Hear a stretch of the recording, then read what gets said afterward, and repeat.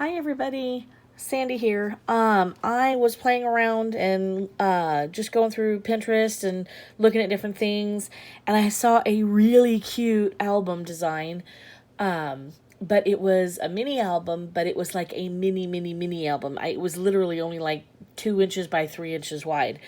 And I, for the life of me, couldn't figure out what anybody would do with something that size.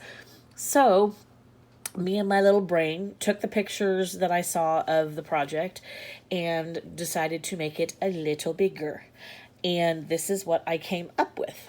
Okay, just so you can see, it's about 5.5 inches by 6.5 inches. You can see here on my board. This is a 4x6 photo. Okay, so you can see kind of in relationship how that kind of looks. See how much a little bit bigger that is. So, but it's, like I said, it's about 5.5 wide by 6.5 in length.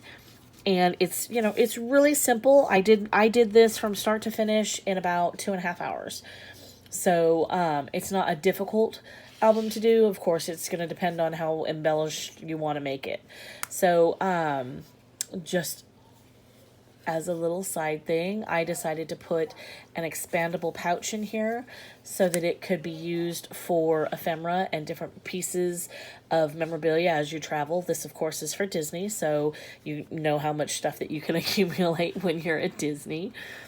But it's, it's relatively simple. I wanted something that you could put, 8 to 10 photographs in and still have it small enough that you could give as a gift and be really cute.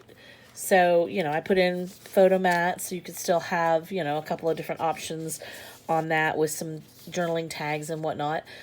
Which, of course, if you know me with my mini albums and the way I teach them, you can make pockets anywhere in this album to even put even more in there. So, I hope you like it. And again, it was just a really quick album thrown together to take on the go or give as a gift or whatever else. And I will hopefully in the next couple of days be doing up a tutorial for it.